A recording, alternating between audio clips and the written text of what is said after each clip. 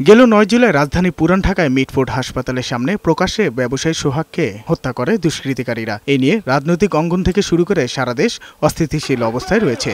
তবে এ ব্যাপারে সোমবার বিকেলে বিভিন্ন প্রতিবাদে বিক্ষোভ মিছিল করেছে ছাত্রদল। নয়াপল্টনে দলের কেন্দ্রীয় কার্যালয়ের সামনে মিছিলটি শুরু হয়ে শাহবাগ গিয়ে শেষ হয়। এ সময় সংগঠনের শীর্ষ নেতারা অভিযোগ করেন, নির্বাচন পেছাতে গুপ্ত সংগঠনের মাধ্যমে পরিকল্পিতভাবে দেশে নৈরাজ্য সৃষ্টি করা হচ্ছে।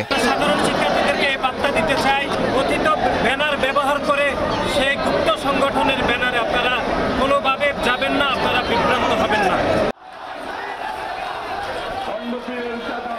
এরপর একই স্থানে ঢাকা মহানগর উত্তর ও দক্ষিণের আয়োজিত বিক্ষোভ মিছিল সফল করতে বিভিন্ন ওয়ার্ড, থানা ও মহানগরের নেতারা মিছিল নিয়ে জড়ো হন। বিক্ষোভ মিছিলটি নাইটেঙ্গেল মোড় হয়ে মৎস্য ভবন ঘুরে জাতীয় প্রেস ক্লাবে গিয়ে শেষ হয়। এতে অংশ নেন দলের মহাসচিব মির্জা ফখরুল ইসলাম আলমগীর সহ কেন্দ্রীয় নেতারা। এ সময় দলের স্থায়ী কমিটির সদস্য মির্জা আব্বাস বলেন, কিছু রাজনৈতিক দল মিটফোর্ডের ঘটনাকে ভিন্ন খাতে প্রভাবিত করছে।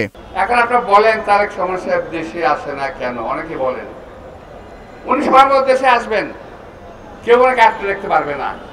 তবে আজকের অবস্থায় আপনাদের কথার কারণে মনে হচ্ছে, আমার মনে হচ্ছে তারেক রহমান সাহেবের জীবন এখন হুমকির মুখে।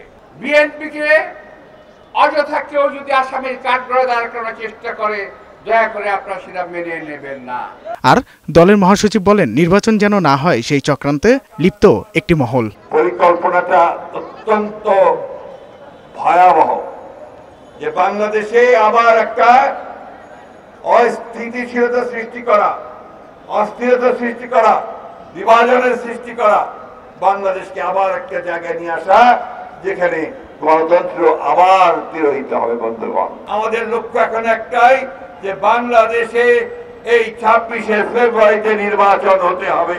এর আগে সোমবার সকালে গুলশানে বিএনপির চেয়ারপারসনের কার্যালয়ে দেশের সমসাময়িক বিষয় নিয়ে সংবাদ সম্মেলনে দলের মহাসচিব মির্জা ফখরুল ইসলাম আলমগীর বলেন, অপরাধীর কোনো দলীয় পরিচয় থাকতে পারে না। অপরাধীর জন্য কোনো অনুকম্পার সুযোগ নেই, তেমন পক্ষ অবলম্বনের প্রশ্ন উঠতে পারে। এই বিষয় নিয়ে যারা রাজনৈতিক পরিবেশ নষ্ট এবং জাতীয় নির্বাচনকে বাধাগ্রস্ত অনিশ্চিত করতে চান, প্রকারান্ত ফ্যাসিবাদ উত্থানের পথ যারা সৃষ্টি করতে চান, তাদেরকে চিহ্নিত করা ও প্রতিহত করার প্রত্যয় একই সাথে আমরা উচ্চারণ করতে চাই।